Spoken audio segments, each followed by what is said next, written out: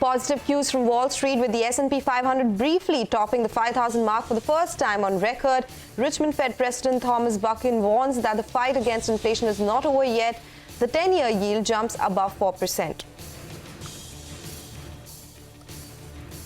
Japan's Nikkei hits fresh 34-year highs while most Asian markets remain closed for the Lunar Year New holiday. The gift Nifty suggests a flat start for the Indian market. Oil rises for the fourth straight day with the Brent hovering around $81 a barrel mark following continued tensions in West Asia.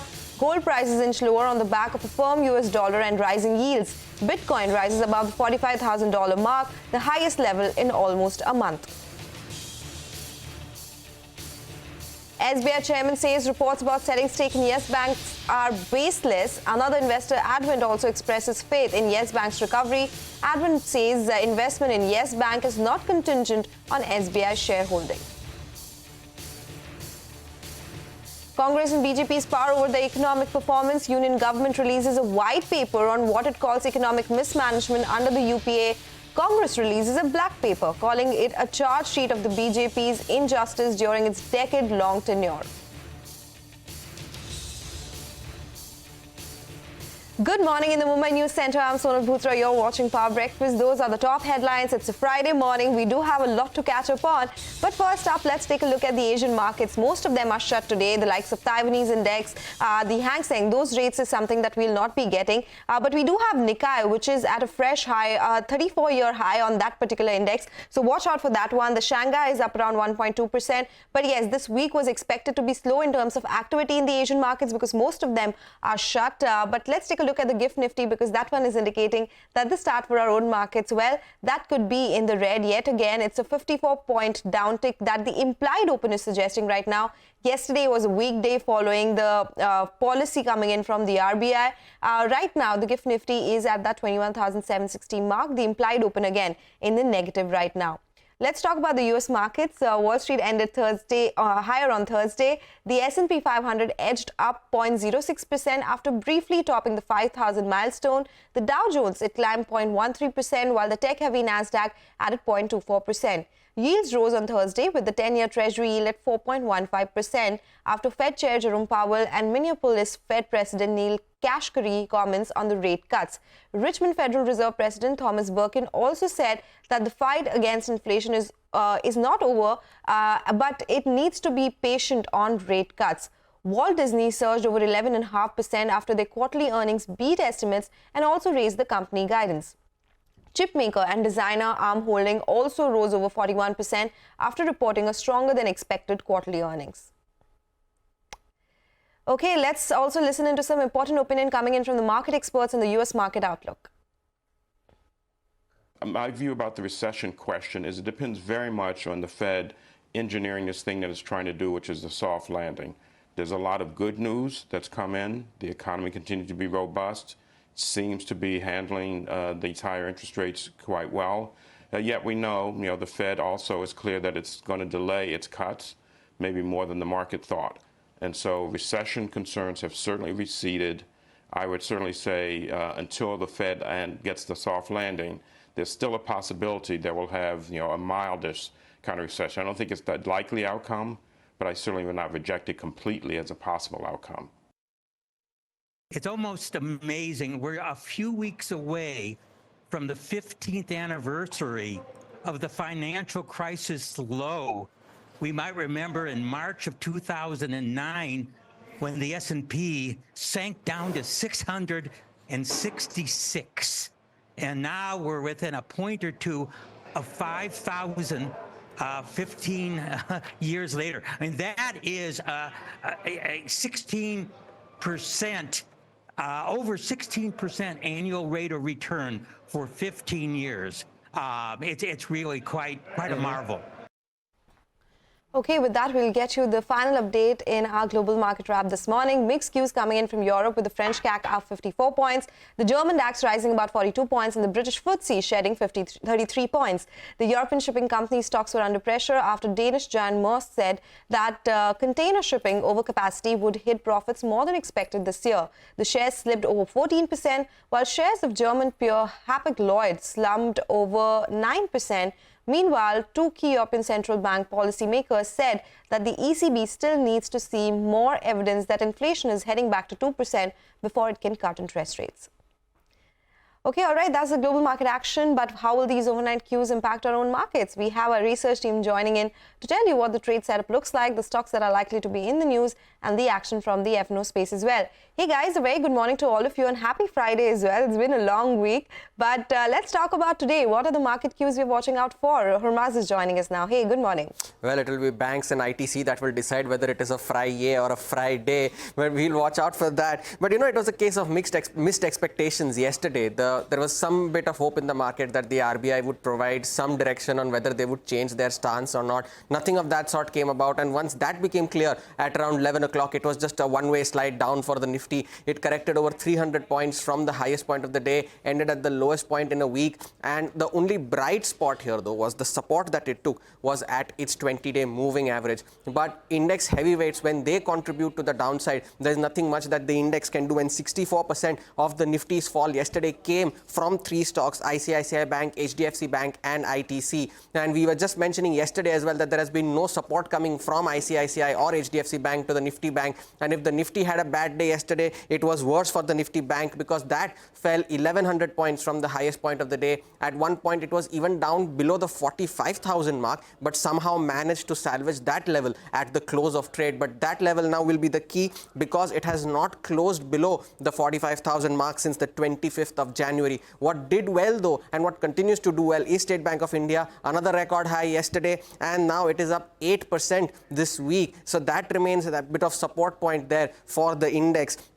But now, since most of the events are out of the way, the budget is out, the policy is out, the Fed is out, the markets are back towards the global cues. The global cues are not forthcoming either because the US markets barely did anything last night. The S&P 500 moved in a 13-point range, and it did hit the mark of 5,000, but was extremely range-bound. So no cues from the US. Asian markets are mostly shut. So we'll watch out for some earnings reactions today coming from LIC, Aarti Industries, Patanjali Foods, United Breweries, a lot of other stocks that reported numbers, some other stocks that are reporting results today. We are coming to the fag end of the result season as well. Hero Motocorp, Bandhan Bank, HUDCO, IRFC and MRF will be the ones to watch out for. And GIFT Nifty, as you said, is indicating a slightly negative start for the Indian markets today. Back to you.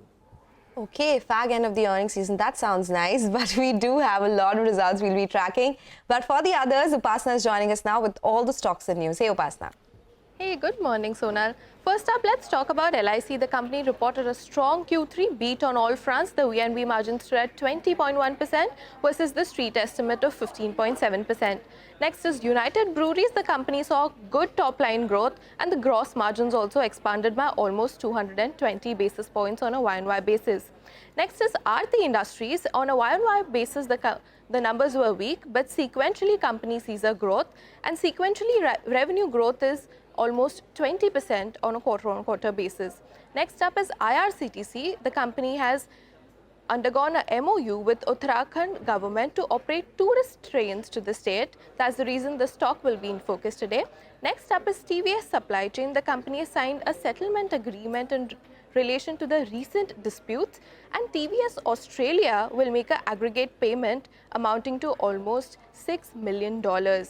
Next up is Signature Global. The company has entered into a joint development agreement for 20-acre land located at Haryana. BHEL will also be in focus on the back of order win. It has received orders more than 5,500 crores from Haryana Power Generation Corp. Next up is telecom stocks. They will also be in focus today. Well, the Union Cabinet has approved 10,523 megahertz spectrum auction this financial year with a reserve price of almost 96,317 crores. And lastly, Paytm will also be in focus according to sources. Paytm Payment Bank's independent director Manju Agrawal resigns from the board. Okay, all right. Thank you so much for that list, Upasna. Finally, let me go across to Manglam. He's joining in with all the cues from the F&O space. Hey, Manglam, morning. Good morning. So yesterday was a day of sharp sell-off. In fact, post the RBI event, we had the Nifty weekly options expiry as well. All of that led to a big decline on both the frontline indices, and that was led lower, of course, by the Nifty Bank, which was down over 1,000 points as well. No respite coming in from the RBI. Maybe the street was hoping for some sort of dovish commentary coming in, but that wasn't the case to be. Also, we saw a big decline in all the FMCG stocks. Yes, of course, ITC had that overhang of bad stake sale. But, Nestle was down 3%. We saw a big decline in names like Tata Consumer, despite good set of numbers coming in. Also, HUL. So all of this was telling you that there was strong institutional selling. And that's exactly what came about from the FII end as well in the cash market. They sold about 4,900 crores in the FII. Gross volumes were close to around $3 billion as well. The DIIs went ahead and bought the FII, selling penny to penny. FIIs also sold in index futures, and this time around, unlike the previous two trading sessions where they were buying Nifty and selling Nifty Bank, this time around they sold both Nifty and the Nifty Bank, a little lesser amount for the Nifty Bank itself. And if you notice, over the last three trading sessions, you'd see the FII long exposure coming down from 37% all the way down to 33% where it stands today. The Nifty options, because the market is likely to be in a range going forward, is the 21,800 call and put, both of them extremely active for a premium of 200 rupees a pop, telling you that the data is playing for a range of 21,600 on the Nifty and 22,000 on the way up itself. Both the Nifty and the Nifty Bank are at crucial support zones. The Nifty at the 20-day moving average, the Nifty Bank just closer to the 200-day moving average. So those are levels we'll have to watch out for. It's a very stock-specific market. Yesterday, Z was higher. It's out of F&O ban. And we have three stocks which have entered F&O ban today: Oro Pharma, Biocon, and PNB. Okay, all right, guys. Thank you so much for joining us and prepping us up for this trading day ahead. We'll slip into a break. Up next, when we return, SBI Chairman denies reports of a stake sale in Yes Bank. More updates on this news on the other side. Stay tuned.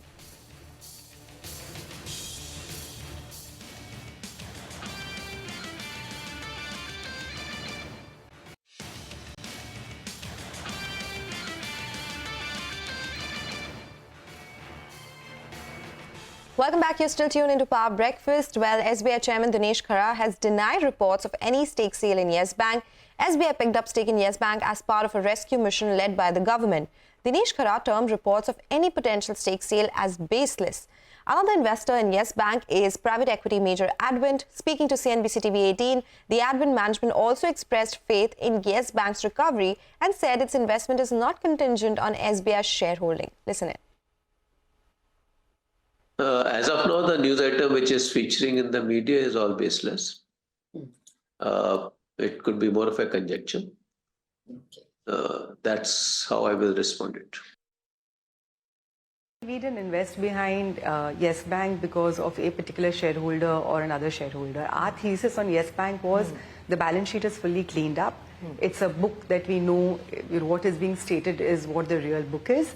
Growth in the emerging leading corporates and their small and medium enterprise segment, the retail growth, improvement in cost to income ratio, and the whole digital back end of the bank, right? Which was, I would say, one of the youngest banks in the country. So obviously relatively a lot more new age than many of our older banks, right? And those elements of the thesis are playing out. We continue to remain excited. So I think it's irrespective of shareholding of the bank and how that changes. Okay, all right. That's all about Yes Bank and the investments there. But let's move on. Thursday was the day of paper wars in politics. The BJP government released a white paper accusing the Manmohan Singh government of leaving the economy in a bad shape after a decade of UPA rule. Meanwhile, earlier on Thursday, the Congress released a black paper claiming it is a charge sheet on the BJP's injustices in its decade-long rule. The Finance Ministry in its white paper claimed that the BJP government put the country on a resolute path of sustained high growth. Congress, in its paper, criticized the government on the jobs front. It also alleged that laws implemented by the BJP government have caused further distress to the farmers. Okay, all right. With that, we'll do one thing. We'll slip into a break. But as we do that, we're excited to announce that CNBC TV 18 is back with the second season of India's largest campaign on gender parity. Join us for the mega launch event of HSBC presents CNBC TV 18's Future Female Forward, the Women's Collective, with top leaders, influencers, policymakers, and trailblazers all under one roof to chart a path towards bridging the gender gap. Live from Delhi on Saturday, 10th Feb, 5 p.m. onwards, only on CNBC TV 18.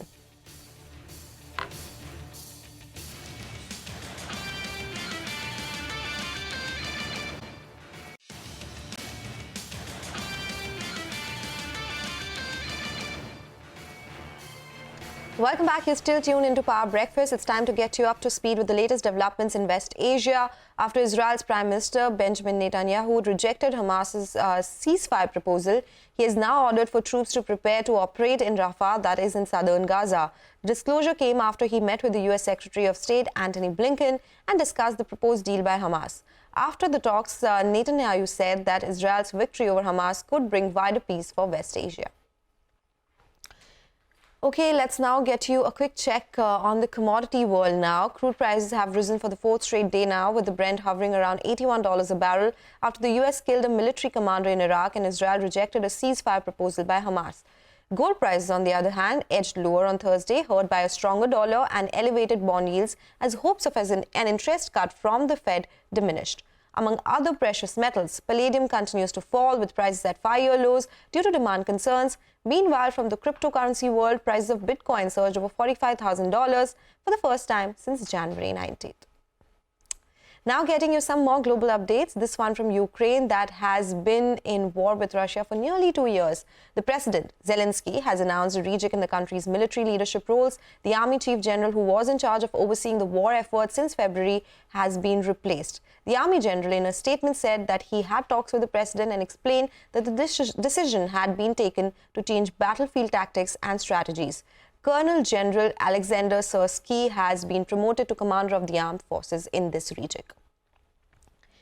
Okay, all right. With that, we'll take your leave on this edition of Power Breakfast with the news that the Gift Nifty is indicating a muted start for our own market. So stay tuned. Bazaar Morning Call comes up next with all the action.